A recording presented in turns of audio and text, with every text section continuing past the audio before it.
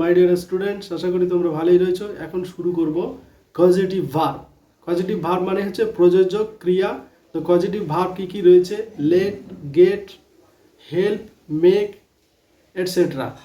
তো এইগুলো হচ্ছে কজেটিভ ভার্ব। এছাড়াও আরও পিভি ভার্ব কিছু রয়েছে যেটা হচ্ছে কজেটিভ ভার্বের মতো কাজ করে থাকে। তো সেটা হচ্ছে ইট, মানে আমি খাই, ইট। আমি কাউকে খাওয়াই হচ্ছে ফিড। আমি জানি, নো। আমি কাউকে জানাই, সেটা হচ্ছে ইনফর্ম। আমি শিখি হচ্ছে লার্ন। আমি অন্যজনকে শেখাই, সেটা হচ্ছে টিচ। তারপরে আমি দেখি, সি। অন্যজনকে দেখাই, সেটা হচ্ছে শো। এরকম কয়েকটি হচ্ছে তোমার কজেটিভ ভার্ব রয়েছে। এছাড়াও যে কজেটিভ ভার্বের যে এক্সাম্পল বা কজেটিভ ভার্ব নিয়ে আমরা যে সেন্টেন্সগুলো গঠন করে থাকি সেগুলো নিয়ে আজকের একটু আলোচনা করব। তো এক নম্বরে রয়েছে সেটা হচ্ছে হ্যাভ বা হ্যাজ। তো এক নম্বর রুলসের মধ্যে কি রয়েছে, কেমনভাবে সেন্টেন্সের মধ্যে গঠন হিসেবে আমরা ব্যবহার করে থাকি না, সাবজেক্ট প্লাস হচ্ছে হ্যাভ হ্যাজ প্লাস হচ্ছে ডুয়ার প্লাস হচ্ছে ভি1, মানে হচ্ছে ভার্বের প্রেজেন্ট ফর্ম বা বেস ফর্ম।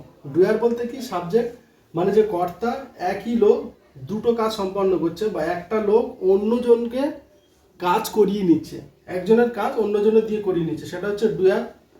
তো দেখো এখানে ফার্স্ট সেন্টেন্স কি রয়েছে, the man has you wash না ওয়াশ দ্য ক্লোথস। লোকটি তোমাকে দিয়ে হচ্ছে কি জামা কাপড়টা ধুচ্ছে। তো দেখো এখানে সাবজেক্টটা কি হচ্ছে ম্যান, কিন্তু আলটিমেট কে কাজ করছে না ইউ, তোমাকে দিয়ে কাজটা করাচ্ছে একটা লোক। এই লোকটাকে দিয়ে কাজ করাচ্ছে, তাহলে এর দ্বারা কর্তৃক কাজ সম্পন্ন হচ্ছে, তাই এখানে হয়ে যাবে তোমার ডুয়ার। তাহলে দেখো হচ্ছে the man has you wash না ওয়াশ দ্য ক্লোথস। তাই এখানে হচ্ছে কি ভি1 বলেছে, তাহলে ভার্বের প্রথম ফর্ম হবে, তাহলে আনসারটা হচ্ছে ওয়াশ হবে। ওয়াশটা হবে না, মানে ভার্বের সেকেন্ড ফর্ম বা থার্ড ফর্ম সেটাই হবে না, ভি1 মানে ভার্বের প্রথম ফর্মটা হবে। তাহলে এখানে হচ্ছে এর দ্বারা কর্তৃক কাজ সম্পন্ন হচ্ছে। যদি প্যাসিভ হতো তাহলে কি হতো, এইভাবে সেন্টেন্সটা আসতো, the man has the clothes washed by me. মানে এখানে হচ্ছে এটা হচ্ছে রিসিভার বলা হয়, মানে এই কর্ম বা এই কাজটা দিয়ে কে করেছে, আমি। আমি বলতে এখানে ইউ হবে, তোমাকে দিয়ে কাজটা করিয়েছে। তাহলে হচ্ছে the man has the clothes washed by you. এখানে ইউটা হচ্ছে কি না ডুয়ার হিসেবে কাজ করছে। এখানে হচ্ছে কি তোমার ডুয়ারটা হচ্ছে তোমার এখানে অবজেক্ট রূপে কাজ করছে, পাশাপাশি হচ্ছে কি এখানে ক্লোথসটা কি হিসেবে কাজ করছে, ডুয়ারের পরিবর্তে রিসিভার হিসেবে, যেটা কিনা এর কোনো ক্ষমতা নেই, এর দ্বারা কর্তৃক কাজ সম্পন্ন করেছি। এর ঠিক পরে হচ্ছে পজিটিভ ভার্ব। দেখো এটা কি হচ্ছে গেট, সাবজেক্ট প্লাস হচ্ছে গেট বা goat, present form past form লিখতে পারি, ডুয়ার প্লাস টু হচ্ছে প্লাস ভার্ব। তাহলে কি হলো, I got the man to phone the doctor. আমি লোকটিকে দিয়ে ফোন করেছিলাম, কাকে, ডক্টরকে। তাহলে এটা হচ্ছে তোমার ডুয়ার, এটা হচ্ছে তোমার ডুয়ার, এই লোকটিকে দিয়ে আমি কাজ সম্পন্ন করেছি। তারপরটা কি, I get the boy admit বা অ্যাডমিটেড ইন সিইউ। সিইউ মানে ক্যালকাটা ইউনিভার্সিটি। তো হচ্ছে এখানে বয়টিকে আমি ছেলেটিকে ভর্তি করেছিলাম ক্যালকাটা ইউনিভার্সিটিতে। তাহলে এখানে কি টু ফোন লিখতে পারি, আবার হচ্ছে to admit the boy admit করতে পারি। ওকে, 3 নম্বরটা দেখো, সেটা হচ্ছে মেক। সাবজেক্ট প্লাস মেক দিয়ে যদি করি কোনো সেন্টেন্স গঠন, সেক্ষেত্রে কি আসবে না, সাবজেক্ট প্লাস মেক প্লাস ডুয়ার অথবা হচ্ছে রিসিভার প্লাস ভার্বের ওয়ান। তো দেখো এখানে টু ইনফিনিটিভ হয়েছে, এখানে আবার ইনফিনিটিভ দিইনি, দিতে পারো নাও দিতে পারো। এর ক্ষেত্রে কি আসছে না, মেক ডুয়ার প্লাস হচ্ছে রিসিভার প্লাস হচ্ছে ভার্বের ফার্স্ট ফর্ম হবে। তাহলে মেক দ্য ম্যান লাভ, আমি লোকটিকে হাসিয়েছিলাম। তাহলে হচ্ছে কি এইটা ডুয়ার বা এটাই হচ্ছে রিসিভার। একটাই লোক, এখানে অবজেক্ট বা অন্য কাজটাকে বোঝাচ্ছে না, অন্য কাউকে বোঝাচ্ছে না। তাহলে এখানে ভার্ব রয়েছে, তাহলে ভার্বটা কোন ফর্ম হবে, ভি1 বলছে, তাহলে এটাই রয়ে গেল। 3 নম্বর, তারপরে সেন্টেন্সে দেখো, she has made the baby Cry.